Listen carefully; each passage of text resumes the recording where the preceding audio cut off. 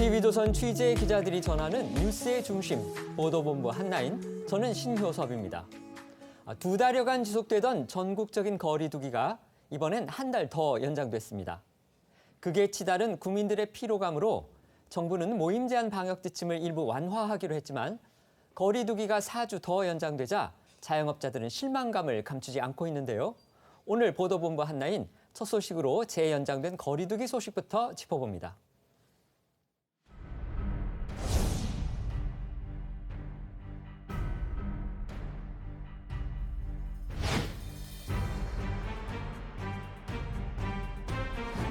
거듭된 방역조치 강화로 생계의 고통을 호소하시는 소상공인과 자영업자들의 절규가 전 국민이 더 이상 외면하기 어려운 그런 사정에 이르렀습니다.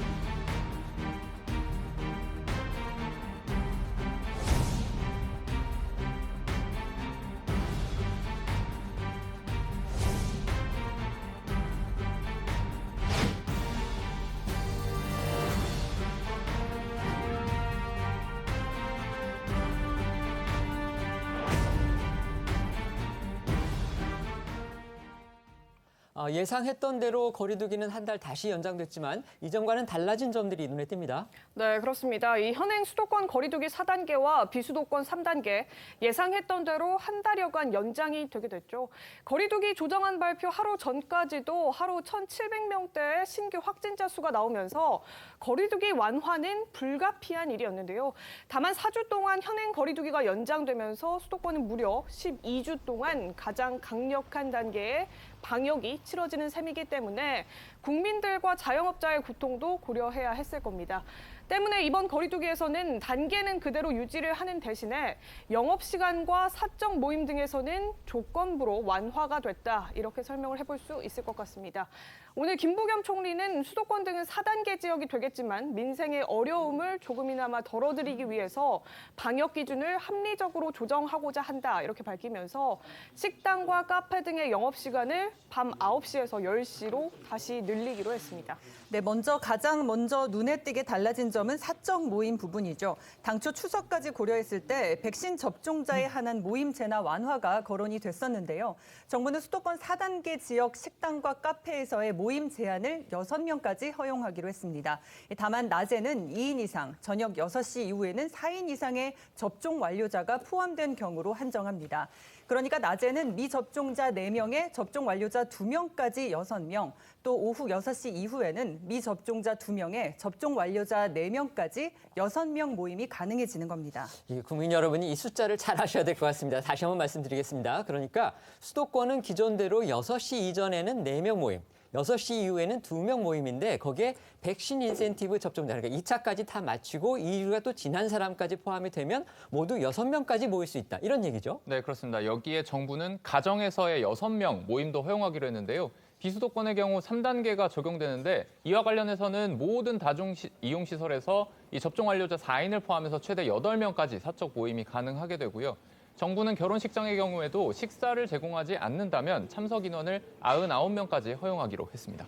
이번 조정을 앞두고 국민들이 가장 궁금해했던 것 중에 하나가 과연 추석 때 가족 모임은 어떻게 되느냐 이거였거든요. 네, 과연 이번 추석에 가족들을 실제로 볼 수 있는가 그게 굉장히 중요한 문제였을 텐데요. 이 정부는 추석의 경우 접종 완료자 4명을 포함할 시 최대 8명의 가족 내 가족 모임을 허용하기로 했습니다.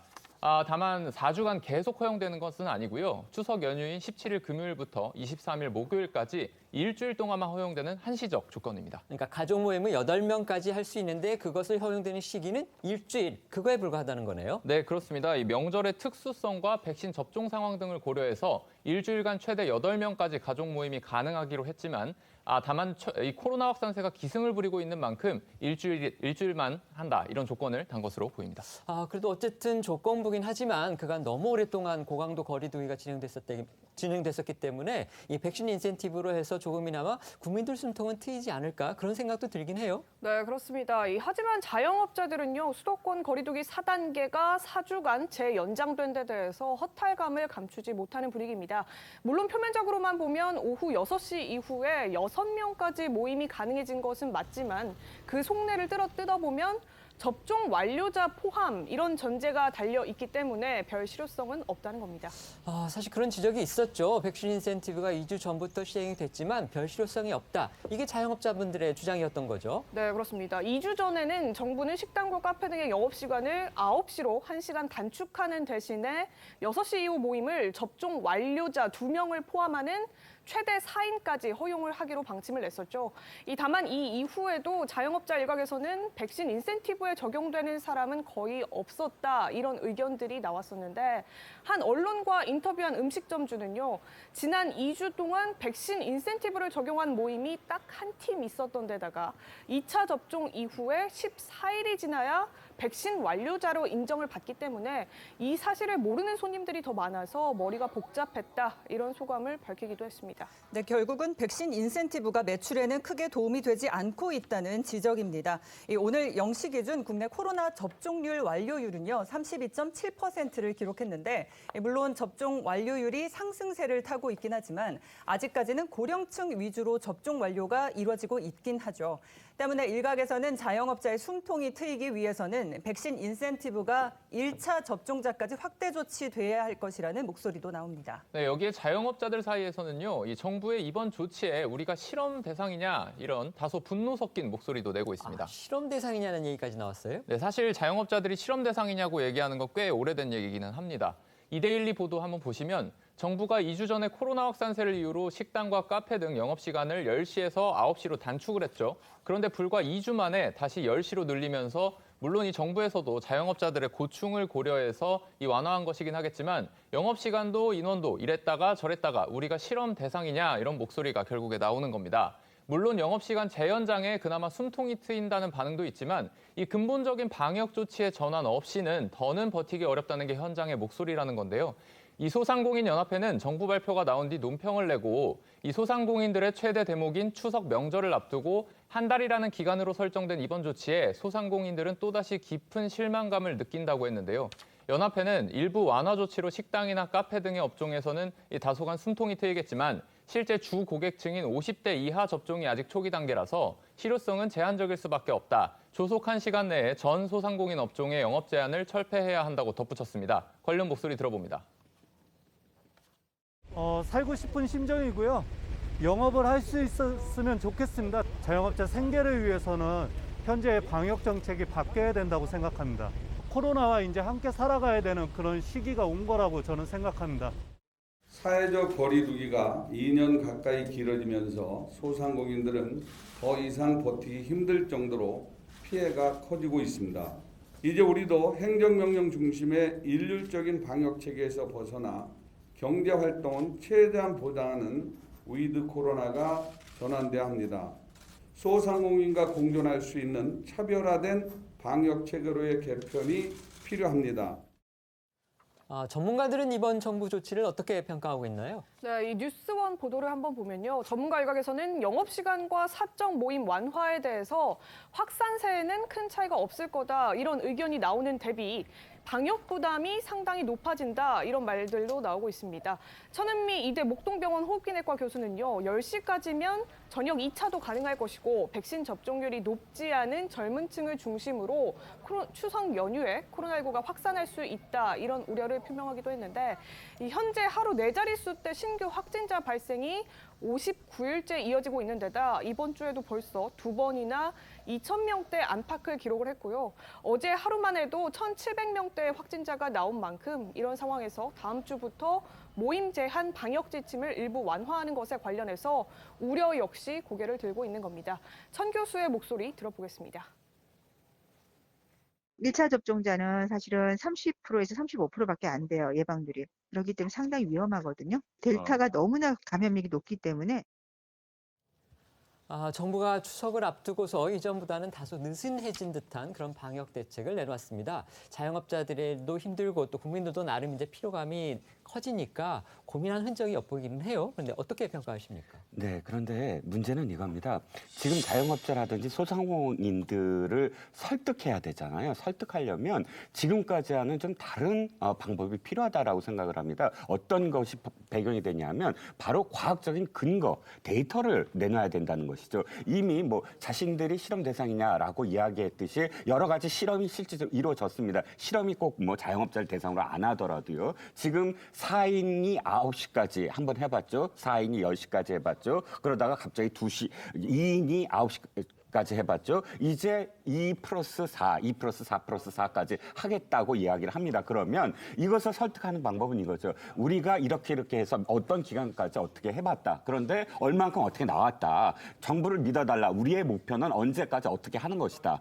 그러면 이렇게 설득을 하면 소상공인들이나 자영업자들은 계획을 세울 수가 있어요. 아, 내가 자해서 어떻게까지 버티면 이 다음 단계를 어떻게 내가 계획을 세울 수 있다. 이런 계획을 세울 수가 있잖아요. 그런데 지금 당장 한 수개월 거의 1년 넘어 계획을 세울 수 없을 정도로 2주 단위로 계속 발표를 하고 그 기준이 모호하다 보니까 이 설득을 당해야 하는 사람들은 거기에 대해서 믿을 수 없다, 신뢰할 수 없다라는 겁니다. 지금도 조금 늘려놨지만 그럼에도 불구하고 이게 추석을 앞두고 그냥 땜질 아니냐, 추석 끝난 다음에는 어떻게 할 것이냐에 대한 명확한 그 계획이 없다, 이렇게 비춰줄 수가 있다는 거죠.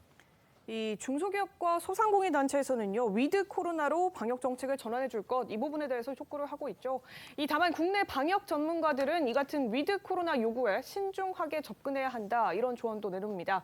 국내 접종 완료율이 높지 않은 만큼 위드 코로나를 하기에 안전하다, 아직은 이렇게 볼 수 없다는 건데요. 게다가 국내는 장기화된 굵은 방역에도 확산세가 줄지 않고 있고요.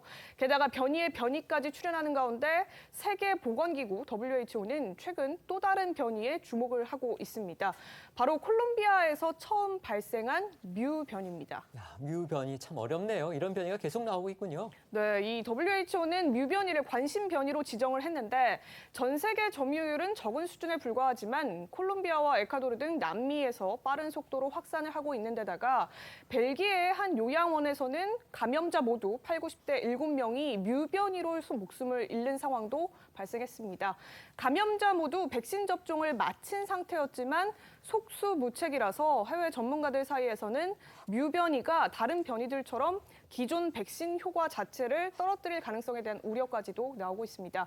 물론 추가 연구가 필요한 상황이지만 일본에서도 이 뮤 변이가 발견된 것으로 알려졌는데 국내 한 전문가는 뮤 변이도 당연히 국내에 유입될 가능성이 있기 때문에 예의주시해야 한다, 이런 의견을 전하기도 했습니다. 네, 이렇게 백신을 무력화시킬 수도 있는 잇따른 변이의 출현 때문에 이 백신 접종률은 더욱 중요해진 상황입니다.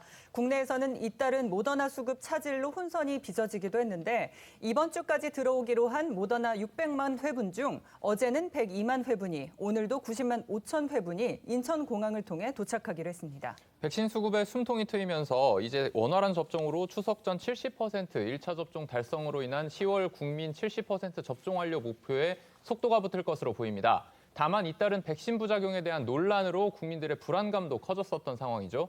특히 백신을 접종한 뒤에 백혈병 판정을 받았다는 청와대 청원이 이어졌었는데요. 다만 정부는 관련 학회 자문 결과를 들어서 백신과 백혈병 유발에 근거 없다는 입장을 밝혔습니다.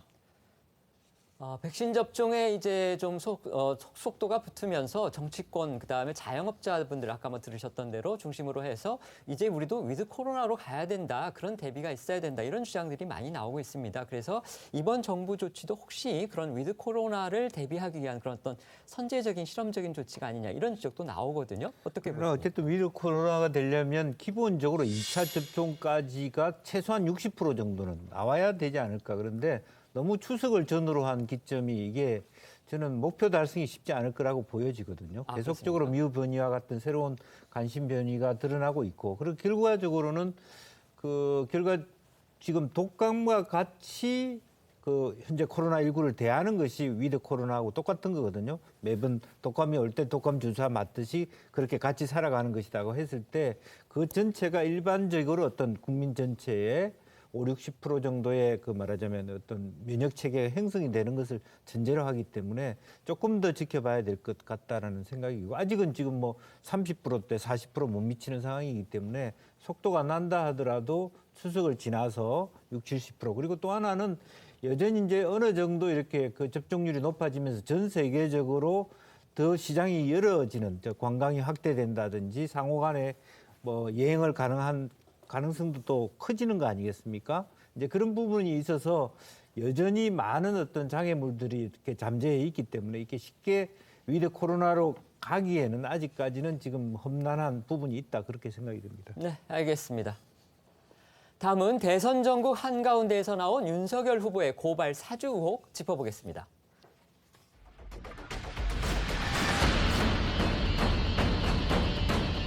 손 전 정책관이 지난해 4월 총선을 앞두고 당시 미래통합당 김웅 후보에게 여권 인사들에 대한 고발장을 전달했다는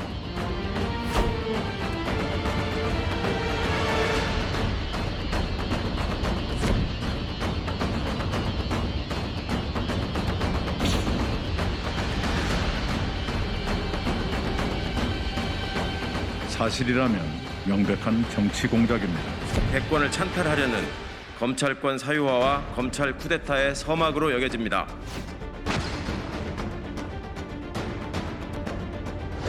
국민의 정치적 선택을 왜곡하는 반칙과 불법을 저지른다면 엄정히 수사하여 철저하게 대응한다는 자세가 필요합니다.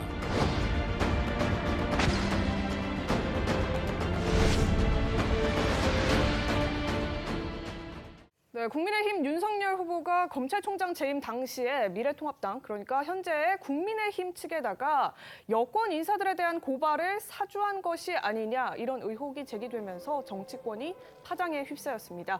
아직 사실관계가 확인된 것은 아니지만 이른바 사주 고발 대상으로 지목된 정치인들과 여권은 맹폭을 쏟아붓고 있고요. 윤석열 후보는 의혹을 부인하면서 법적 대응까지 시사한 상황입니다. 여권 인사들은 국회 국정조사와 공수처 수사까지 주장하고 나서는 분위기입니다.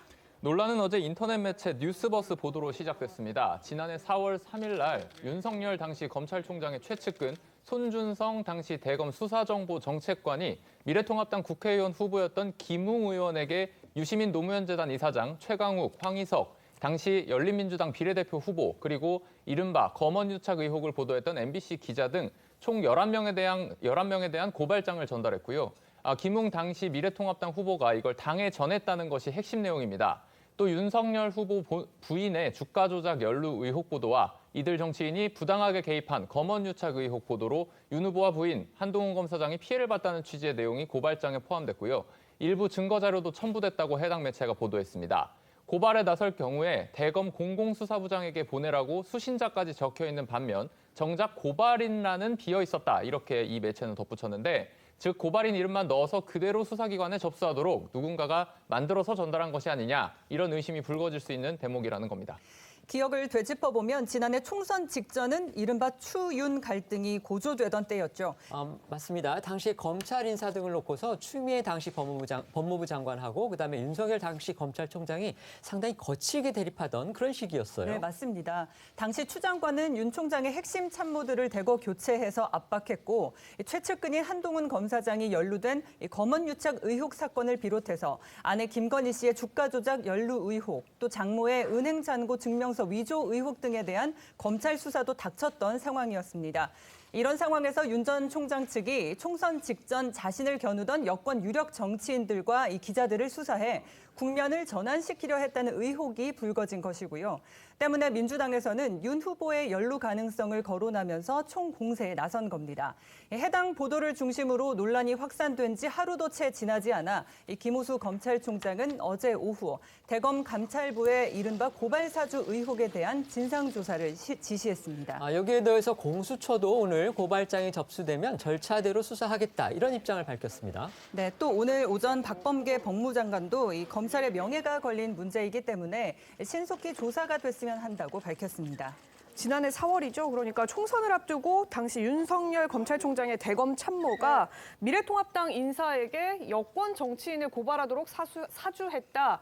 이런 의혹이 제기가 된 데 대해 당사자로 지목된 손준성 당시 정책관은요. 알지 못하는 내용으로 전혀 사실무근이고 황당하다 이런 반응을 보였습니다. 아는 바가 없어서 해명할 내용도 없다 이런 입장인데 또 김웅 국민의힘 의원도 입장을 밝혔는데요. 청부 고발 주장은 사실이 아니다 이렇게 부인을 했습니다. 손 검사가 내게 고발장을 전달했다고 지목된 지난해 4월 3일과 8일은 총선을 코앞에 둔 시점이라서 정신없이 바쁠 때였다. 이런 말도 하면서 고발장을 전달받았는지 전혀 기억에 없다. 이런 내용입니다. 다만 그 무렵에 연수원 동기인 손 검사와 SNS 메시지를 주고받은 기억은 있다. 이런 얘기를 했는데 요즘 총장님이 많이 힘들 테니까 너라도 옆에서 잘 보필해라. 이런 내용이었던 것 같다. 이렇게 얘기를 했습니다. 김홍 의원은 입장문을 통해서 제보받은 자료라면 이를 당에 전달하는 것은 전혀 문제가 될 수 없다. 이런 반박을 내놓기도 했었거든요. 관련한 목소리를 직접 들어보시죠. 김웅 의원이랑 둘이 연수원 동기라는 거죠? 네, 그럼 공익제보냐, 소위 청부고발이냐인데 저희들한테 증거가 있습니다. 취재 과정에서 취재원에게 획도한 것입니다. 취재원의 신뢰 검증도 하고 김웅 의원이 위법성을 인식하에 받았다는 걸 명확히 입증하게 될 것입니다. 윤 후보가 진짜 야당의 고발이 필요했다고 하면 왜 건너서 김웅 의원은 그 당시에 의원도 아니었습니다. 그렇죠. 우리 당에 사실상이 당이 어떻게 돌아가는지도 모르는 분이에요. 근데 그분에게 그 고발장을 전달할 바보가 있습니까? 그다음에 윤 후보가 정말로 야당의 고발이 필요하다고 요구했다면 고발이 이루어지지 않았겠습니까? 고발이 이루어지지 않았습니다. 그다음에 그 당시만 해도요. 울산시장 선거 개입 사건 그리고 조국 사건 추미애 장관이 이 보복 학살 인사를 했을 때입니다. 그런데 그 당시에 야당이 고발한다고 이게 받아들여질까요? 그러니까 이런 것이 기본적으로 육하 원칙에 맞지 않는 얘기입니다.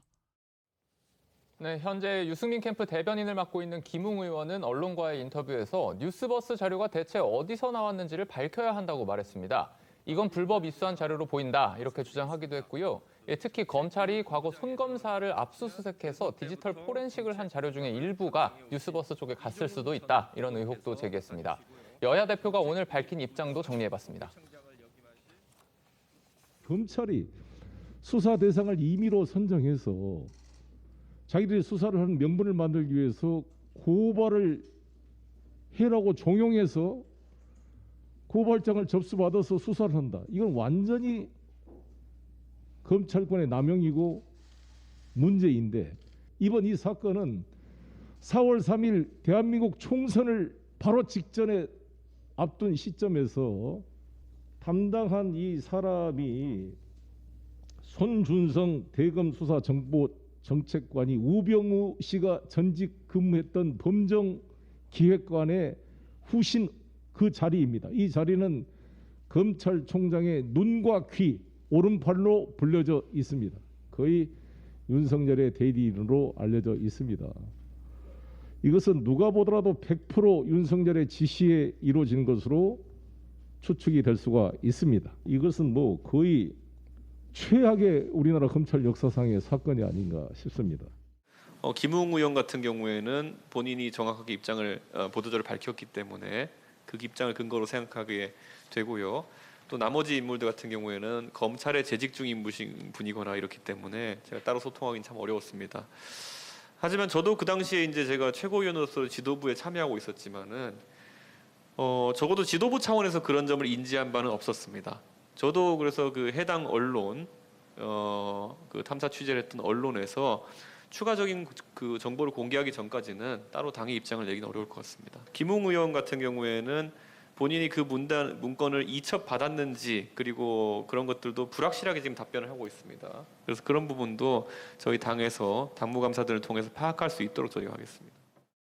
윤석열 후보는 뭐라고 합니까? 윤 후보도 어제 입장문을 통해서 고발 사주 의혹을 반박했었습니다. 검찰총장 재직 중에 어느 누구에 대해서도 고발을 사주한 바가 없다는 것이고요. 오늘도 기자들에게 입장을 밝혔습니다. 들어보시겠습니다. 검찰이 선거 개입을 목적으로 자작극으로 꾸몄을 가능성이 김호수 검찰에서 뭐 조작하고 꾸몄을 것 같다 이런 말씀이신가요? 글쎄 거기에 대해서는 뭐 제가 아는 바가 없습니다. 피해자가 고소해도 수사를 할까 말까인데 고발한다고 수사를 하겠습니까? 그러니까 그런 거를 사주한다는 자체가 상식에 안 맞는 것이죠. 그러고 있으면은 뭐 대라 이 말이에요. 작년에 그 채널A 사건 보십시오. 결국은 선거를 위한 오히려 건언의 정치 공작으로 다 드러나지 않았습니까? 손준성 검사가 원장님의 눈과 귀라고. 손검사가 이런 걸 했다는 뭐가 자료라도 있습니까? 제가 총장이나 서울검사장이라는 기관장을 하면서 누구에게 누구를 고발하라 그런 얘기 한 적도 없지만 그럴 이유도 전혀 없습니다. 야당이 고발하면 오히려 더 안 하죠. 도대체 무슨 의미가 있다는 얘기입니까? 어이가 없는 얘기고. 어제 윤석열 캠프의 김병민 대변인도 해당 보도에 대해서 윤석열 후보를 흠집내려는 음모이자 정치 공작의 소산이라며 단호한 법적 조치를 취할 것이라고 밝힌 바 있는데요. 해당 보도를 한 매체에서는 발행인이 어제와 오늘 TBS에 출연을 해서 이 보도를 뒷받침하고 있는 증거가 있다 이렇게 설명을 하고 있습니다. 엇갈리는 양측의 이야기를 좀 더 들어보겠습니다. 캡처된 자료에 손준성 보냄이라고 손준성이라는 이름이 적혀 있습니다. 그러니까 전달하면 SNS 메신저에 그렇죠. 어디서 받아서 어디로 옮겨갔다는 그게 나오기도 하거든요. 그 SNS 캡처 화면도 확보하고 계신 거고.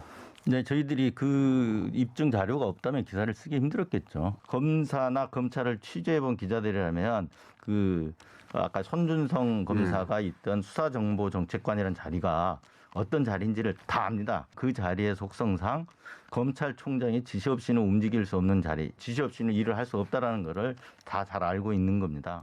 결국은 이게 윤석열 후보 흠집내기 하고 국민을 지금 혼란에 빠뜨리게 하는 어떤 정치 공작이 아니냐 그렇게 보고 있습니다. 이 보도에서 증거를 제시를 했어요. 손준성 보냄이라고 써 있고 그 밑에 이 고발장, 대리 고발을 부탁했다는 그 고발장이 이렇게 캡처되어 있는 건데 핸드폰에서 그 발신자의 텔레그램 메신저상의 이름을 손준성으로 지정하기만 하면 그 사람의 실체가 누가 됐든지 간에 어쨌든 손준성이 마치 보낸 것처럼 전달한 것처럼 텔레그램 상에서는 찍히게 되는 거거든요, 보면. 조작인지 아닌지는 결국은 수사라든지 또는 검찰, 감찰 과정을 통해서 밝혀질 터인데 일단은 조작이라고 본다면 그렇게 했을 가능성도 충분히 있다라고 보여집니다. 여권에서는 벌써부터 윤석열 후보가 시킨 거다 이렇게 기정사실화 하고 있고요. 반면에 윤석열 캠프에서는 이건 사실상 제2의 채널A 사건이다 이러면서 정치 공작이다 이렇게 지금 받고 있는데 양측의 주장 물론 아직 공방이긴 합니다. 어떻게 보십니까? 아직 사실 지금 뉴스버스에서 인용 보도를 할 때 그 구체적인 어떤 그 증거가 나오지는 않았어요. 그렇기 때문에 그 증거 그러니까 몇 가지가 있죠.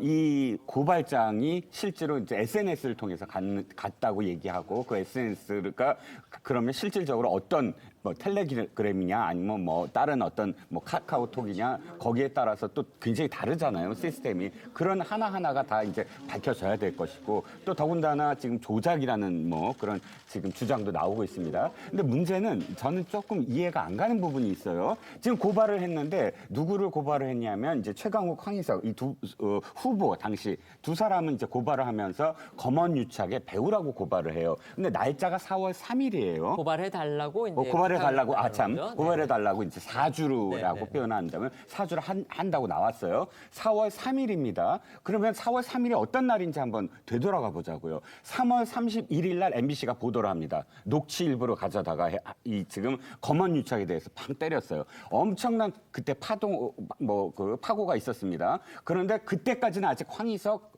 이 두 사람의 이름이 최강욱 두 사람의 이름이 공유되지 않았던 시점이에요. 이것이 공유된 시점은 4월 3일자 조선일보 단독입니다. 조선일보가 단독으로 뭘 하냐면 이 황희석, 최강욱과 둘이서 작전 들어갑니다라는 3월 22일자 SNS를 그때 보도를 해요. 그러면서 이 두 사람이 뭔가 지모 씨와 알고 있는 게 아니냐 이런 의혹이 그때 이제 확산되기 시작합니다. 그러면 이해가 안 가는 게 그러니까 그 윤석열 전 총장은 당시에 조선일보가 이거 보도할 줄 미리 알았다는 얘기인가요? 그러니까 4월 3일 날 이거 넘기려면 그 이전에 이미 모든 걸 다 준비해놓고 손 검사한테 시켰다는 얘기인데 시점상 그러니까 이 진중권 교수가 4월 4일자 보도에 의하면 진중권 교수가 이 배우는 두 사람이다 이렇게 표현을 해요.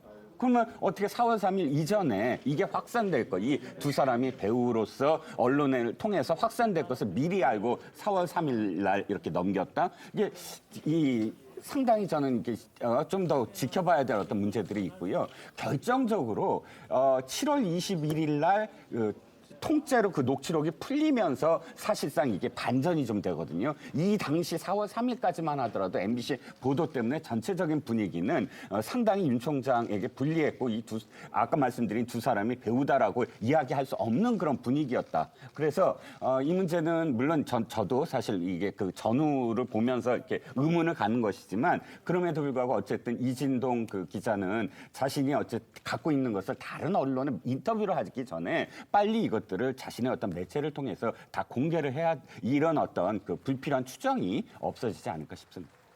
네, 결국에는 지금 말씀드리고 있는 이 보도는요, 대검 감찰부의 진상조사 등으로 진위가 가려질 것으로 전망이 됩니다. 이 사실 확인 결과에 따라서 국민의힘 당내 경선은 물론이고 향후 대선 판도에도 적지 않은 영향을 끼칠 것으로 보이는데요. 이 칼자루를 쥔 한동수 대검 감찰부장도 주목이 되고 있습니다. 그렇게 보는 이유는 한 부장이 검찰 내에서 이제 대표적인 친정부 성향 인사로 분류하고 또 윤석열 총장하고는 좀 맞서는 대립각을 세우는 그런 인물로 알려져 있기 때문에 그런 이유. 겠죠? 예, 대표적으로는 이른바 검언유착 의혹 사건에서 한동수 감찰부장이 법무부의 지시에 따라 감찰을 개시하면서 윤석열 당시 검찰총장에게는 일방적으로 통보만 해서 논란을 샀던 바가 있고요. 윤 전 총장 징계 국면에서는 직접 윤 전 총장을 입건하면서 수사에 나섰지만 결과적으로는 이렇다 할 성과를 보이지 못했습니다. 특히 당시 추 장관이 윤 총장에 대해서 징계 청구 혐의로 내세웠던 재판부 성향 분석 문건 작성과 관련해서 손준성 당시 수사정보정책관 사무실을 압수수색하기도 했었습니다. 그러니까 이번에 지금 문제가 되고 있는 손준성 검사 사무실을 압수수색을 했던 사람도 바로 한 부장인데, 근데 한 부장은 기본적으로 윤 전 총장의 징계 그 국면에서 가장 크게 대립했던 그런 상황이었었어요. 네, 그동안의 상황들을 보면 그렇게 짐작해볼 수 있는데 이 추미애 전 장관과 조국 전 법무부 장관도요. 정치 공작 게이트다 이렇게 규정하면서 윤 후보를 향한 맹공에 나선 상황입니다. 검찰 내부에서는 진상조사 이후로 감찰로 전화될 경우에 친정부 성향의 한동수 감찰부장을 배제하고 별도의 감찰팀을 꾸려야 한다 이런 지적도 나온다고 알려지고 있습니다. 문화일보 보도인데 이 한 현직 부장 검사의 전형적 친정권 인사에게 감찰을 맡기면 누가 결과를 신뢰하겠느냐 이런 반응들을 보도에 싣기도 했습니다. 지금 나온 보도만 보면 지금 이제 김호수 검찰총장이 검찰 자체 내부에 감찰을 지시를 한 상황이고 그다음에 공수처도 고발장이 들어오면 정식으로 수사를 하겠다. 이렇게 지금 나선 상황이어서 국가의 양 이제 수사기관이 이 사건에 대한 수사와 감찰에 나서는 그런 상황으로 지금 보고 예상이 또 됩니다.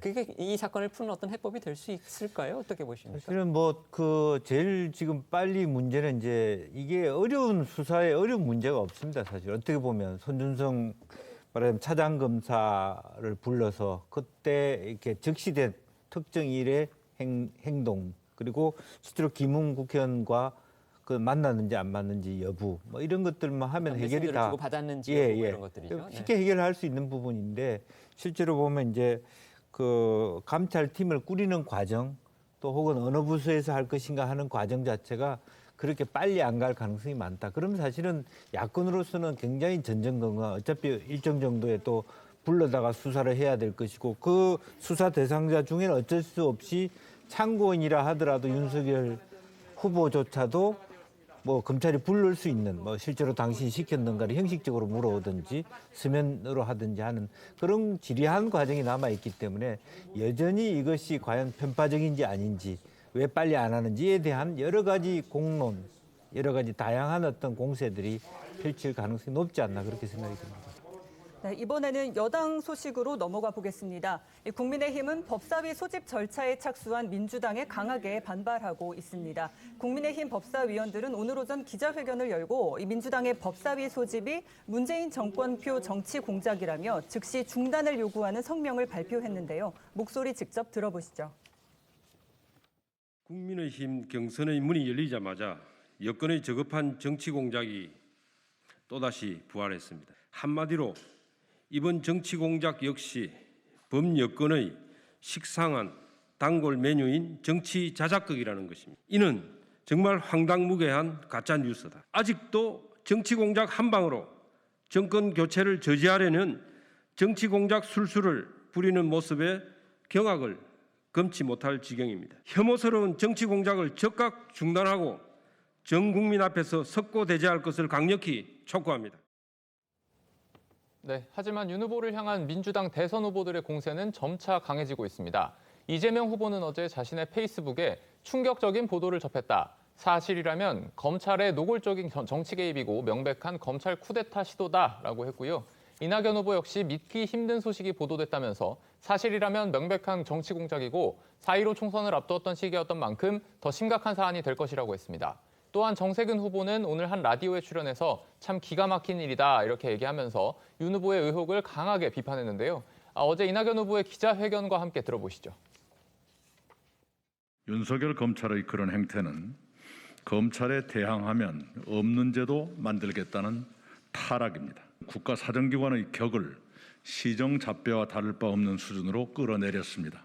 참 기가 막힌 일이죠. 이건 뭐 정치 공작이라고 봐야 될 것 같고 충격적인 대형 게이트로 갈 가능성이 많습니다. 이게 보도대로라면 민주주의 기본 원칙을 정면으로 위배하는 것이죠. 이제 고발장이나 증거 자료까지 그 야당에 전달했다는 것이고요. 당시에 윤석열 검찰과 야당을 한 몸으로 봐도 무방한 것이죠. 이것은 정말 있을 수 없는 일을 저질렀다고 봅니다.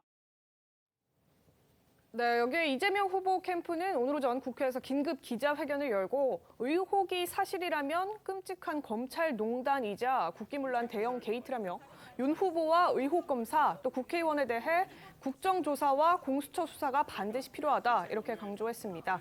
이어서 윤 후보는 당장 대선 후보직을 사퇴하고 수사를 받아야 한다면서 비겁하게 캠프 뒤에 숨지 말고 진실을 밝혀라 이렇게 거듭 압박을 했는데요. 기자회견에 참석한 박주민 의원 등은 캠프 차원을 넘어서 민주당 의원들이 공동 대응하자는 취지의 제안도 준비 중이다 이런 내용도 밝혔습니다. 이재명 캠프 측의 목소리도 들어보시죠. 사실이라면 검찰이 총선에 개입하여 검찰의 정치적 중립 의무를 위배한 검찰 쿠데타이며 심각한 국가 문란 범죄일 것입니다. 검찰 권력을 사유화하는 끔찍한 검찰 농단이자 검찰과 국민의힘이 연계된 국기문란 대형 게이트입니다. 국민의힘과 김웅 의원은 숨기지 말고 진실을 고백해야 합니다. 대검은 자구우면하지 말고 철저히 감찰해야 합니다. 특히 전 검찰총장, 검사와 국회의원 등 고위공직자 조사를 통해서 공수처 수사가 반드시 필요합니다. 이재명 후보 캠프 측이 민주당 의원들과의 공동 대응을 제안하고 나선 건 약간 뭔가 그 대선 주자들에게도 우리하고 같이 공동 입장을 맞추자 이렇게 권유하는 걸로 보이기도 하네요. 네, 윤 후보 의혹에 대한 비판과 동시에 이 검찰 개혁의 필요성을 강조하려는 의도로도 풀이가 되는데요. 이처럼 여권 주자들이 일제히 윤 후보 의혹을 비판하고 나선 건 최근 계속되는 당내 네거티브 공방 탓에 주요 후보 지지율이 동반 하락하는 등 부작용이 크기 때문인 것으로 보입니다. 국민의힘 지도부는 이 사실 확인이 우선돼야 된다라면서 말을 아끼고 있는 분위기입니다. 이준석 대표는 오늘 관훈 토론회에 참석해 당시 지도부 차원에서 인지한 바는 없었고 당 법률위원회가 수많은 자료를 이첩받고 다룰 수는 있지만 이 문제가 공식 회의석상에서 다뤄진 적은 없었다고 해명하기도 했는데요. 하지만 논란이 확산되면서 국민의힘 대권 주자들 사이에서도 잇따라 비판 목소리가 나오고 있는 상황입니다. 목소리 들어보시죠. 총장의 양해 없이 가능했겠느냐. 양해를 했다면 그거는 검찰총장으로서 아주 중차대한 잘못을 한 것입니다. 그래서 그 문제는 윤석열 총장께서, 후보께서 직접 밝혀야 할 문제라고 저는 봅니다. 그걸 내몰랐다 이러면 어떤 문제가 생기냐. 박근혜 그 이재용 공범으로 묶을 때 윤석열 검사가 묵시적 청탁설로 묶었습니다. 왜 그것을 공소 사실에 넣고 재판까지 완철시켰냐? 묵시적 청탁설입니다. 말 안 해도 뻔하지 않느냐? 했겠지. 그거로 대법원 판결까지 받았습니다. 만일 당시 검찰총장이었던 윤 후보가 고발하도록 지시했거나 묵인했다면 이는 검찰이 정치적 중립성을 심각하게 훼손한 것입니다. 설사 몰랐다 하더라도 지휘 책임으로부터 자유로울 수는 없을 것입니다. 국민의힘 대선 주자들까지 하나둘 공서에 나서고 있네요. 네, 그렇습니다. 논란이 불거졌던 어제 하루 동안에는 말을 아꼈던 유승민 후보 측 역시 오늘은 입장문을 통해서 내용을 밝혔는데요. 유 후보 캠프는 윤 후보가 문건 작성을 지시했는지 그 진위에 대해 분명하게 입장을 밝혀야 한다 이렇게 주장했습니다. 또한 보도된 자료가 유출된 경위도 함께 밝혀져야 한다 이런 말도 했는데요. 다만 사실관계 확인이 최우선이며 정치 공세로 악용돼서는 안 된다 이렇게 덧붙였습니다.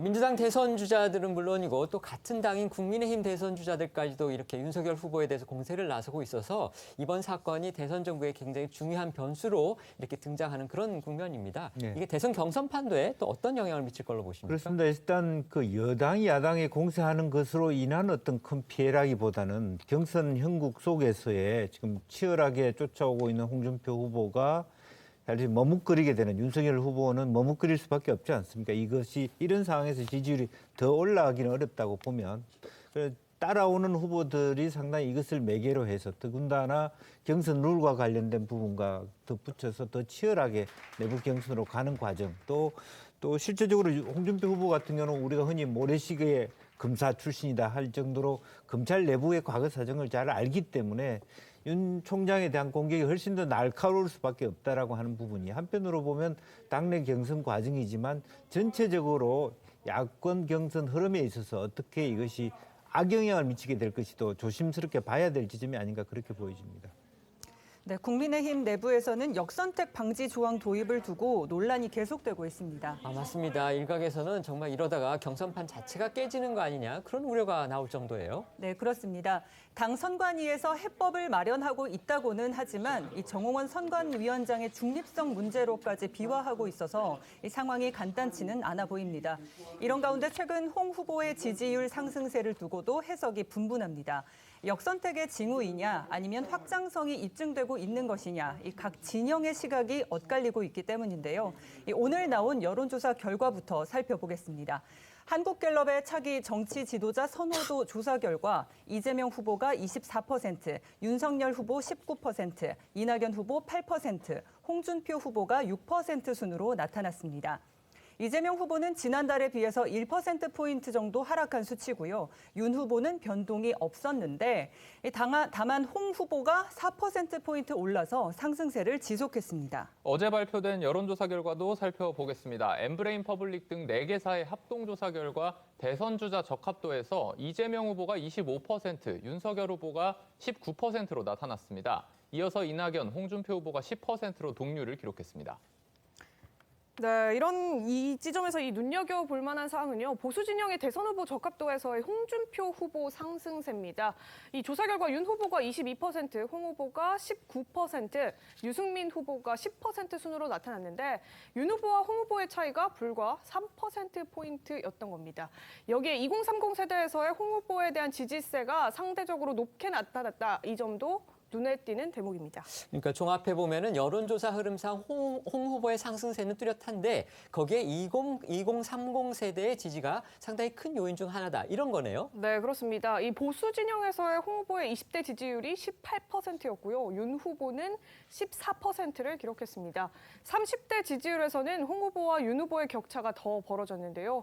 홍 후보는 25%, 윤 후보는 12%로 나타났습니다. 그러니까 30대에서는 홍 후보의 지지율이 윤 후보보다 배로 앞서는 그런 상황이에요. 네, 그런데 이 보수 진영 대선 후보 적합도를 놓고서는 또 여러 해석이 나오고 있습니다. 예를 들어서 지지 정당별 지지율을 살펴보면 자신을 민주당 지지자라고 밝힌 응답자의 23%가 홍 후보를 지지했고요. 윤 후보를 지지한다고 밝힌 응답자는 5%였습니다. 또한 호남 지역에서도 홍 후보의 지지율은 19%, 윤 후보의 지지율은 10%를 기록했습니다. 그러니까 결국 최근에 지지율 상승세를 보이는 홍 후보가 국민의힘에 그다지 우호적이지 않은 2030 세대 그리고 호남 또 진보층에서 강세를 보이니까 이거는 역선택의 징후가 아니냐. 그런데 그런 분석이 나오고 있는 거예요. 그렇습니다. 여권 성향의 응답자들이 의도적으로 약체 후보로 평가하는 홍 후보에게 투표한 것이라는 게 이른바 역선택을 주장하는 측의 분석입니다. 이러한 흐름과 관련해서 일부 전문가들은 역선택 존재 가능성을 부인하지 않고 있습니다. 중앙일보에 따르면 익명을 요구한 전문가 A씨는 선거마다 경향성이 다르기 때문에 예전에 역선택이 없어서 지금도 없다라는 것은 맞지 않다. 여러 데이터의 정황상 역선택의 가능성은 있다고 말하기도 했는데요. 또 다른 전문가의 이야기도 들어보시죠. 지금 이제 문제가 되는 건 뭐냐면 구조적 역선택이죠. 왜냐하면은 여권 후보가 없는 국민의힘 후보만 놓고 물어보는 조사에 더불어민주당 지지층 또 열린민주당 지지층, 정의당 지지층이 포함되는 것이거든요. 그런데 최근 들어서의 조사입니다. 한 6주 전만 해도 이런 이야기가 적용이 안 됐는데 최근 들어서는 말 그대로 민야홍이거든요. 이렇게 되면 8명 컷오프가 되는 1차가 국민 여론조사로만 실시되기 때문에 역선택 방지 조항이 없으면 국민의힘 지지는 높은데 더불어민주당 지지를 못 받는 후보들은 이거 난 불이익을 겪네, 불이익을 당하네 이런 문제 제기를 할 수가 있는 것이죠. 이 친여 성향으로 분류되는 한 온라인 커뮤니티에서도 최근 들어서 홍준표 후보를 긍정적으로 평가하는 글들이 부쩍 늘어나기도 했습니다. 지금 보시는 것처럼 무조건 야당 후보는 홍준표, 또 오늘부터 홍준표를 지지한다 이런 글들이 나오고 있는 건데요. 지난주에 한 여론조사에서는 여권의 정권 재창출을 원하는 응답자가 39.5%, 정권 교체를 원하는 응답자가 51.1%였는데 정권 재창출 쪽에선 이들이 가장 많이 지지한 야권 주자가 바로 홍준표 후보였습니다. 그러니까 민주당의 재집권을 원하는 응답자 중에서 36%가 홍 후보를 국민의힘 후보로 지지했고 윤 후보는 5.2%의 지지밖에는 얻지 못했다. 그런 거예요. 네, 이런 점들 때문에 윤석열 후보 측은 여권 지지자들이 일부러 상대하기 쉬운 야권 후보를 선택하기 위한 좌표 찍기다 이렇게 주장을 하고 있는데요. 목소리를 들어보시죠. 지금 제가 이 여론조사 분석을 해보면 민주당 지지자들 즉 대들이 지금 굉장히 개입을 해 있어요. 지금 사실상. 그래서 조사 결과를 좌지우지하고 있습니다. 역선택 얘기 하도 많이 나와가지고 소위 대들한테 좌표를 찍은 거나 마찬가지다. 그분들이 본 마음은 뭐냐. 예선은 우리 당의 특정 후보를 찍겠지. 본선은 내가 가서 민주당 후보를 찍겠다는 거예요. 네, 반면 여권에서는 이 같은 지지율 추이가 윤 후보 몰락의 징조라는 말도 나옵니다. 어제 정청래 의원이 자신의 페이스북을 통해서 홍이 보이니 윤의 끝이 보인다며 윤 후보는 출마를 하되 완주는 못할 것이라고 전망한 건데요. 이어 정 의원은 윤 후보의 유일한 무기가 지지율이었는데 이 지지율이 15% 이하로 빠지면 다리에 힘이 빠져서 계속 뛰기 힘들 것이라며 제2의 반기문이 될 것이라고도 덧붙였습니다. 이런 가운데 오늘 이준석 대표도 홍 후보의 최근 지지율 상승세에 대한 입장을 밝혔습니다. 이 대표의 입장은 홍 후보를 향한 지지세가 조직적 역선택으로는 보기 어렵다는 건데요. 이 대표의 목소리 직접 들어보시죠.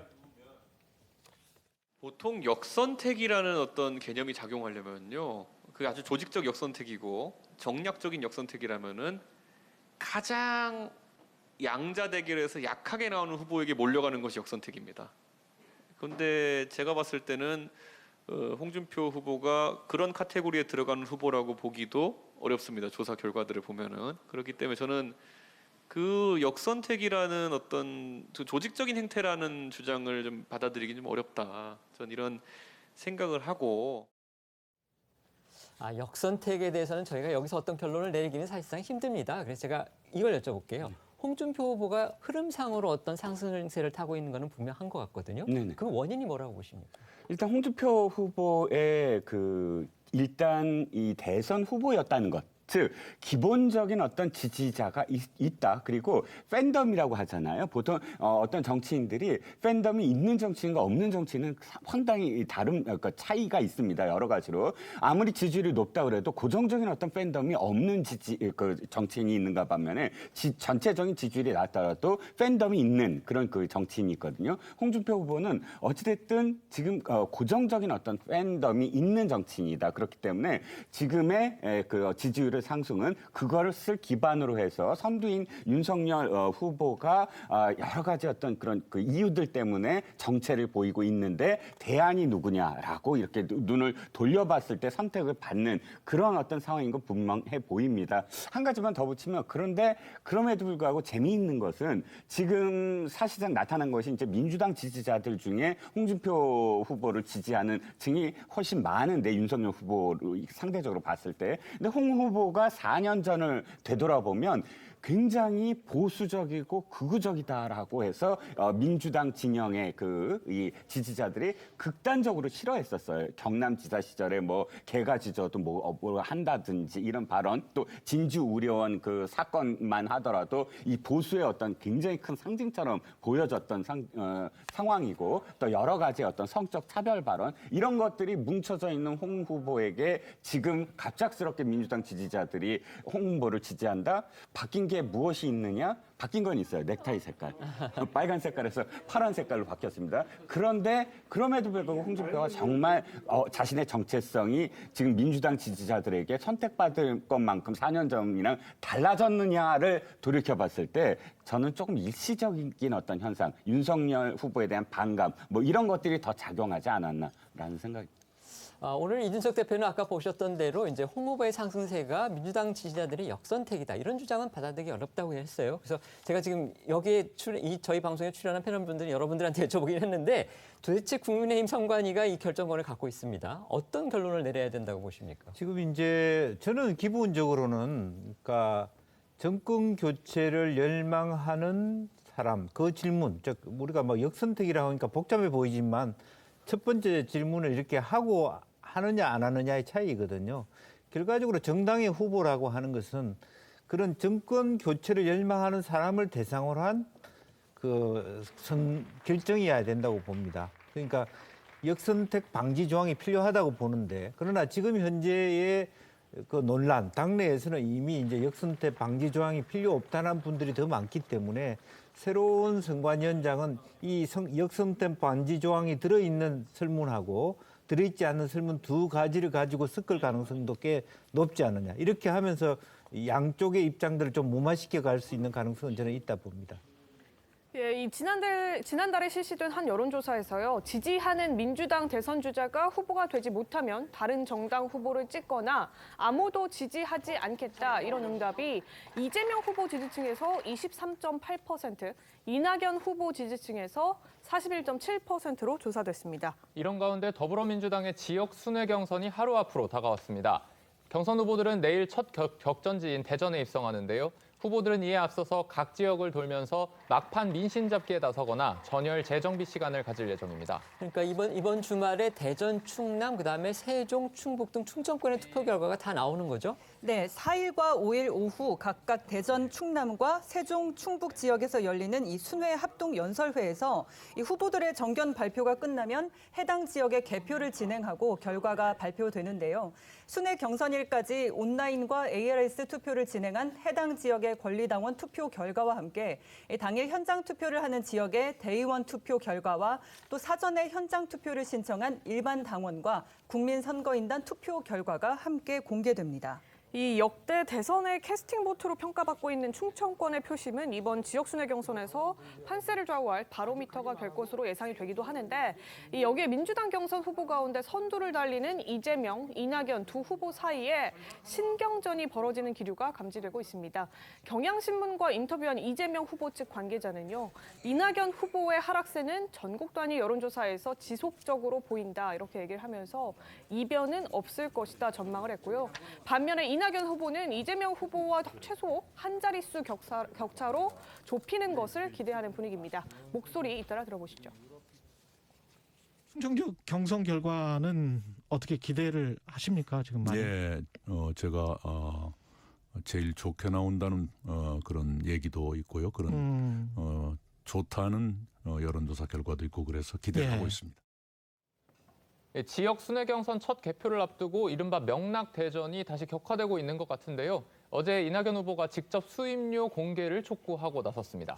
이낙연 후보는 그동안에는 이재명 후보의 무료 변론 의혹과 관련해서는 직접 나서지는 않았었는데, 근데 이번에는 직접 전면에 나섰군요. 네, 그렇습니다. 이낙연 후보는 이재명 후보가 무료 변론에 대해서 아무런 설명이 없고 이재명 후보 측 해명은 앞뒤가 맞지 않다고 지적하기도 했습니다. 그러자 이재명 캠프의 수행실장인 이 김남국 의원은 페이스북에서 우리 국민과 당원은 정치권의 네거티브를 극혐한다고 했고, 송평수 대변인은 논평에서 선임료 대납을 상상해 본 적도 없고 대납한 적도 없다고 이야기했습니다. 어제 오늘 있었던 이낙연, 이재명 후보의 발언들을 모아봤습니다. 우선 무료 변론 여부에 대해서 아무런 설명도 없지요. 미진 정도가 아니라 공익적인 사건에서는 무료 변론하는 관행이 있다 그러는데 예. 또 후보자 본인은 사생활이라 그랬거든요. 예. 그렇지 않습니까? 보도의 사실 여부를 물었더니 사생활이니까 말할 수 없다라고 했어요. 그것이 어디에 대해서 말한 것인지는 분명치 않았지요. 예. 하여간 분명치 않았다면 분명하게 해야죠. 지사님, 이낙연 캠프에서 계속적으로 그 무료 변론 얘기를 꺼내시고 있는 이유는 사실과 다른 얘기를 계속 하시는지 이해가 안 됩니다. 그건 뭐 나중에 계좌 추적해보면 다 알 일들인데 정말 이해가 안 되네요. 네거티브 공세라고 생각을 하시는 네, 여기까지 하겠습니다. 여기까지 숙색선장 같습니다. 이재명 후보의 무료 변호 논란에 대해서 지금까지 이낙연 후보는 아까 말씀드렸던 대로 본인이 직접 나서서 어떤 공세를 벌이고 이러지는 않았었거든요. 그런데 공교롭게도 지금 충청권 투표 그다음에 결과 발표를 앞두고서 본인이 직접 입을 열었어요. 어떤 이유가 있을까요? 그렇습니다. 그동안에 이제 뭐 대리 납부 문제는 좀 들어간 것 같고요. 실제 결과적으로 보면 이재명 후보가 얘기하는 과정에서 돈은 썼다. 그렇기 때문에 아파트 값이 올랐기 때문에 실제적으로 재산 등록상에서의 그런 차감된 부분이 보이지 않을 뿐이다라고 얘기했고, 다만 이제 이낙연 후보가 공세를 펴는 것은 돈을 썼다고 하면서도 무료 변론이 관행이다. 이렇게 얘기하는 앞뒤가 맞지 않는다라고 얘기하면서 상당히 이런 부분들이 굉장히 어떻게 보면 이게 청탁금지법이라든지 이런 어떤 그런 부분들에 있어서 실제로 어떤 그 법률 위반과 관련된 아주 치명적인 손상이 될 수 있기 때문에 집요하게 물고 늘어가는 것 같습니다. 그럼에도 불구하고 실제적으로 보면 여기서 어떤 내용이라기보다는 제가 보기에는 일정 정도의 돈을 다양한 변호인단에게 쓰면서도 이재명 지사 입장에서는 어떤 분한테 좀 많이 주고 어떤 분한테 적게 주고 어떤 분한테는 안 주고 어떤 이런 부분들이 있는 것 같아요. 공개할 수 없어서가 공개하면 좀 민망해지는 부분도 있을 것 같아서 이제 그런 부분이 하나 있고, 그럼에도 불구하고 실제로 다른 민주당 후보들이 공격하는 포인트는 태도입니다. 사실 이렇게 썼다라고 하면 될 것을 그냥 사생활이다.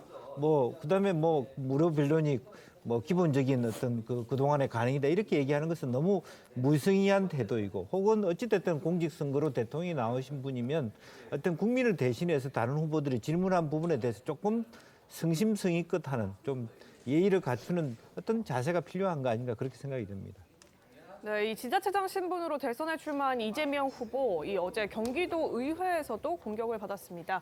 이재명 후보가 도의회 본회의에 참석한 가운데 민주당 소속의 신정현 경기도 의원이 경기도가 언론 홍보비 사용 내역 자료 제출 요구를 거부하고 있다 이러면서 이재명 후보를 공격했는데요. 그 내용 직접 들어보시죠. 지사의 경기도에서는 이 배지가 한없이 가볍고 볼품 없습니다. 대권 행보에 걸림돌이 될 것을 차단하고 유리한 고지를 점하고자 지사직을 사퇴한다는 의무심을 더 이상 갖지 않도록 해주십시오. 그래서 일부에서는 이제 도지사직을 사퇴해라라는 주장을 여기저기서 심지어 우리 당내에서도 하고 있는 상태입니다. 도지사를 사퇴하는 것이 과연 경기도정에 도움이 되는가? 지사 찬스 얘기도 하지만 저로서는 사실 지사 리스크가 더 많은 거죠. 네, 이재명 후보는 본회의에서 지사직 사퇴를 요구한 국민의힘 도의원들을 향해 발끈하는 모습을 보이기도 했습니다. 이유가 뭐였습니까? 네, 지난 1일 날 이재명 후보가 도의회 일정 대신에 더불어민주당 대선 경선 후보자 토론회에 참석한 것을 두고 국민의힘 경기도의회 의원들이 이 도지사직에서 물러나라 이렇게 비판을 하니까 격한 반응을 보인 겁니다. 화면으로 만나보시죠. 존경 안 합니다. 솔직히 죄송합니다. 우리 국민의힘 우리 인사들께서 도정 질의를 참석 안 하고 토론에 참석했다고 지금 비난을 쏟아내고 있습니다. 이게 국민의힘의 정치입니까? 이거는 정말 정치인으로서의 기본적 자질뿐만 아니라 사람으로서의 기본적인 도의를 최소한의 상식을 갖추지 못한 그런 행위다라는 생각이 들었습니다. 우리 경기도 안에서라도 이런 구태적이고 정말 적폐적인 반민주적인 이런 행위들을 좀 하지 않았으면 좋겠다는 생각이 들었습니다. 보통 정치 보통 정치인들은 공식적인 자리에서 다른 의원들을 부를 때 뭐 의례적으로 존경하는 의원님 이런 표현을 쓰는데 자신의 지사직 사퇴를 요구하니까 존경 안 한다 이렇게 얘기를 한 거군요. 네. 그러자 경기도의회 국민의힘 소속 의원들은 오늘 이재명 후보를 향해서 대권병 중증 이재명 지사가 지사 찬스를 넘어 적폐의 길로 들어섰다며 맹비난을 퍼부었습니다. 이들은 오늘 오전 경기도청에서 기자회견을 열고 어제 국민의힘을 적폐로 표현한 이재명 지사의 발언에 경악을 금치 못한다고도 했고요.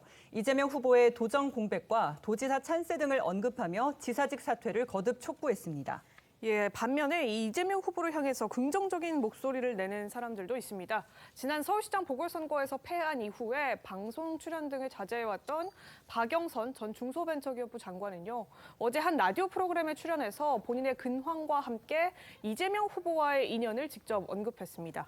며칠 전부터 이재명 후보하고 함께 촬영한 이른바 선문 명답 이런 대담을 유튜브에 공개했어요. 네, 그렇습니다. 박영선 전 장관은 대담과 관련해서 민주당 후보를 국민들에게 제대로 좀 알려야 되겠다는 생각으로 시작했고 이재명 후보 측도 한 달 전에 요청을 해온 것이라고 강조했는데요. 그러면서 이재명 후보와의 인연을 언급하기도 했습니다.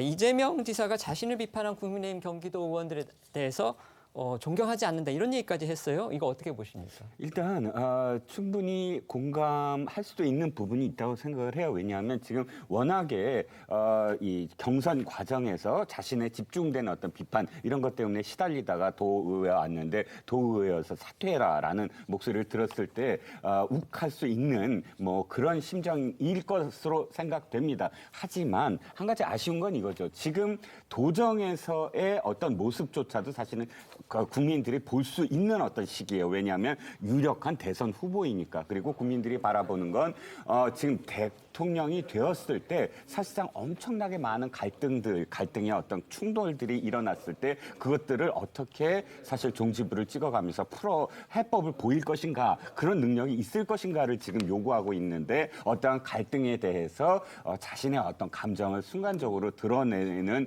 그런 그 상황이다. 이건 굉장히 조금 여유가 없어 보이거든요. 여러 가지 어떤 문제점들이 있기 때문에 앞으로는 조금 더 자신의 어떤 그런 심기 관리 이런 것들이 좀 필요하지 않을까 싶습니다.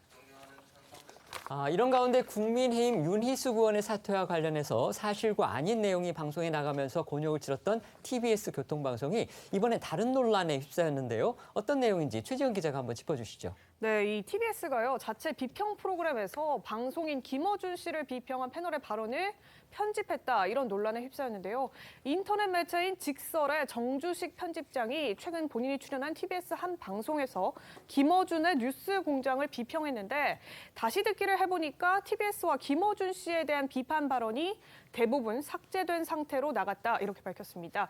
정 편집장의 발언 중에 삭제된 대목은 정치의 온도 변화에 따라 드러나는 김어준의 정파성과 뉴스 공장이 진보의 가세연이라 불리는 이유 이런 내용들이라고 하는데요. 그나마 호의적으로 말한 내용은 전부 담겨 있는 것을 보면 불량상의 이유로 드러낸 것은 아닌 것 같다 이런 말도 했습니다. 문제가 된 비평 방송 일부를 준비해봤는데요. 한번 들어보시죠. 뉴스공장에서 김어준의 모습은 어떤 좀 그래도 좀 더 정제된 본인의 생각을 이야기를 하고 본인의 주장을 피력하기보다는 어떤 그 진행에 좀 더 중점을 두는 진행자의 면모를 보여왔던 것 같아요. 근데 문제가 뭐냐면 이게 정치의 온도가 좀 뜨거워지면 이 뉴스공장에서도 100% 김어준이 등장을 한다는 거죠. 그래서 좀 이 뉴스공장의 편향성 시비가 계속되고 있는 이유에는 뭐 그런 50% 100% 김어준의 어떤 차이 와 어떤 결합 뭐 이런 것들이 있는 것 같아요. 김어준 씨가 좀 음모론자라고 하는 좀 부정적인 별명을 얻게 된 이유는 음모론을 제기해서가 아니고요. 본인이 제기한 음모론을 제대로 회수하지 않아서 얻은 별명이라고 저는 생각을 해요. 본인이 그 제기했던 그런 음모론들이 뭔가 틀리거나 증명이 안 됐을 때 그때 본인이 그걸 정정하거나 뭔가 그 해명 내지 사과하는 모습을 보여준 적이 없기 때문에. 그러니까 이런 내용 말고 다른 비판 발언은 지워졌다는 거군요. 네, 그렇습니다. 여기에 또 정 편집장은요. 함께 출연한 패널이 진행자의 행태에 대해서 점령군에 비유한 발언도 통째로 날아갔다 이렇게 주장을 했는데 저 정도 비판조차 수용하지 못할 정도라면 도대체 저 방송국은 지금 어떤 상태라는 것이냐 이렇게 꼬집기도 했습니다. TBS 측도 반박을 했어요. 네, 맞습니다. 이 TBS 측은요, 불량상 편집한 것이다 이렇게 반박을 했는데요. 해당 프로그램은 편집을 전제로 한 녹음 프로그램이라면서 개편 이후에 첫 방송이었던 만큼 넉넉하게 30분 가까이 녹음을 진행했고 그 가운데 14분을 내보냈다 이렇게 해명했습니다. 이어서 출연자 입장에서는 본인의 발언 가운데 절반이 편집이 돼서 불쾌할 수도 있겠지만 이 한정된 방송 시간에 맞춰서 분량을 줄여야만 하는 제작진의 고충 또한 이해를 해달라 이런 당부도 했습니다. TBS의 해명에 자기 발언이 편집된 정주식 편집장은 페이스북에 재차 글을 올렸습니다. 이들은 사람이 웃음나보다 방송이 제작진의 의도에 의해 왜곡 편집되어 나갔다는 것은 나 혼자만의 생각이 아니라 같이 출연했던 다른 패널과 진행자와 일치하는 의견이라고 반박했습니다. 분량이 잘려서가 아니라 청취자들에게 나의 의견이 왜곡되어서 전달되었기 때문에 유감을 밝힌 것이다라고도 했습니다. 그러면서 출연자의 기분을 탓하면서 의도적으로 논점 이탈을 한다. 살다 보니 이런 더러운 일도 다 있다. 격앙된 반응을 보였습니다. TBS는 앞서 윤희숙원의 사퇴에 대한 허위사실 유포, 그러니까 거짓말을 내보낸 것에 대해서 사과를 했었는데 그런데 당사자인 민주당 김승원 의원은 정작 입을 닫고 있어요. 네, 그렇습니다. TBS 라디오에 출연을 해서 윤 의원의 의원직 사퇴에 대해 사퇴쇼라고 했던 김 의원은 박병석 국회의장을 겨냥했던 이른바 GSGG 논란에 대해서 어제 페이스북에 글을 올려서 재차 사과했는데요. 하지만 장문의 사과문에서 윤 의원에 대한 언급은 어디에도 없었습니다. 그런가 하면 김 의원의 사과로 마무리될 줄 알았던 GSGG 논란이 이젠 여야의 입씨름으로 번지고 있는데 관련 목소리 먼저 들어보시죠. 윤호중 대표께서 어쨌든 후퇴하신 모양새 아닙니까, 원안에서. 그러다 보니까 당내에서 또 이제 불만이 있는 분들 또 윤호중 대표께서 GSGG 같은 소리 안 들으려면은 저는 당연히 이 협상의 결과를 좋게 해석해서 홍보하셔야 될 것이다. 네, 이준석 대표의 발언에 민주당은 도를 넘었다며 반발했습니다. 김승원 의원의 공개 사과로 마무리된 사안이라며 구태여 문제 발언을 끌어들여 여당 원내대표를 깎아내리려 시도하다니 한심하고 졸렬하다고 표현했습니다. 그러면서 당대표의 경거망동에 실소를 금할 수 없다며 그동안 경박한 언행으로 수많은 논란을 만들었음에도 여전히 문제의 본질을 깨닫지 못하고 있다고 지적했습니다. 민주당이 이렇게 발끈하니까 이준석 대표가 민주당 논평에 대한 기사를 본인의 SNS에다 공유하면서 어제는 아니라고 하더니 GSGG가 나쁜 말인가 보다 이렇게 맞받아쳤는데요. 국민의힘 임승호 대변인도 논평을 내고 민주당의 내로남불이 도를 넘었다.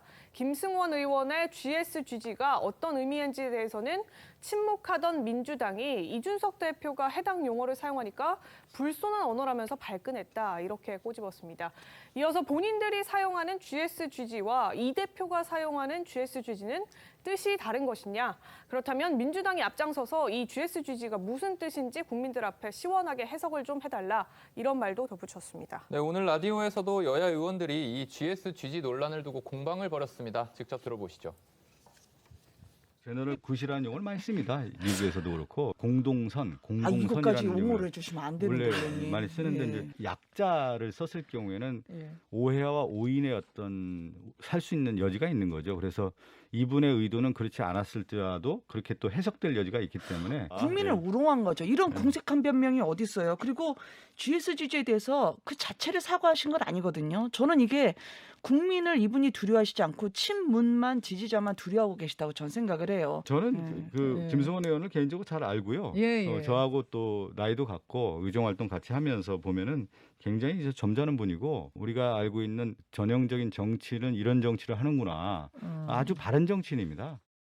굉장히 점잖고 아주 바른 정치인, 그러니까 매우 긍정적으로 평가했네요. 네, 이뿐만이 아닙니다. 정치권이 연일 실언과 막말 논란에 휩싸인 가운데 고 박원순 전 서울시장 측의 법률 대리인인 정철승 변호사가 문재인 정부를 비판한 김영석 연세대 명예교수에게 오래 사는 건 위험하다라고 거론한 것도 논란이 됐었죠. 논란이 된 후에 정철승 변호사는 언론이 악의적으로 왜곡 보도했다라고 글을 올리면서 나는 늘 적정한 수명에 대해 관심이 많다. 고대 로마의 귀족 남성들은 자신이 더 이상 공동체의 보탬이 되지 못한다고 생각되면 스스로 곡기를 끊어 생을 마쳤는데 그것을 존엄을 지키는 죽음, 즉 존엄사라고 불렀다라고 했는데요. 그러면서 요즘 나는 약 80세 정도가 그런 한도선이 아닐까 생각한다면서 100세 넘게 장수하시길 기원드리는 우리 사회의 귀하고 존경스러운 원로 어르신들은 많다. 이렇게도 덧붙였습니다. 그러니까 정 변호사의 이 같은 발언은 결국 김영석 교수를 비판한 것에 대한 일종의 자신의 해명으로 그렇게 보입니다. 네, 이에 진중권 전 동양대 교수는요. 이 적정한 수명이야 각자 다르겠지만 정 변호사는 벌써 존엄하게 곡기를 끊어야 할 나이에 도달한 듯이라면서 정 변호사를 짧고 굵게 비판했습니다. 저도 짧게 여쭤보겠습니다. 네. 이 발언들, 이른바 막말 논란들이 계속 지금 번지고 있어요. 네네. 이거 어떻게 해야 될까요? 자, 막말로 전부 다 범주화하는 게 전 문제라고 생각해요. 막말도 전부 다 세분화해야 됩니다. 지금 정천숙 변호사의 발언은 단순히 막말이 아니라 혐오 발언이에요. 노인들을 지칭을 하면서 세대 간의 갈등을 부추기는 그런 발언이거든요. 이것은 단순히 막말로 우리가 비판할 것이 아니라 사실은 민사 내지는 형사의 어떤 법적인 그런 단계로 저는 가야 된다고 보고요. 뭐 GSGG 이런 것은 품격을 사실 나타내는 거예요. 그래서 윤리위에서 예를 들어서 뭐 출당 조치를 한다든지 이런 국회 내에서의 어떤 조치를 한다. 이렇게 좀 구분을 해서 해야지 뭐 어떤 발언만 하면 막말이다 하고 비판하고 그냥 사라져 버리니까 사실은 막말은 계속되는 게 아닌가 싶습니다. 네, 알겠습니다. 저희는 1분 뒤에 다시 돌아오겠습니다. 오늘 준비한 소식은 여기까지입니다. 저희는 월요일 오후 1시에 더 핫한 소식으로 찾아뵙겠습니다. 시청해주셔서 고맙습니다.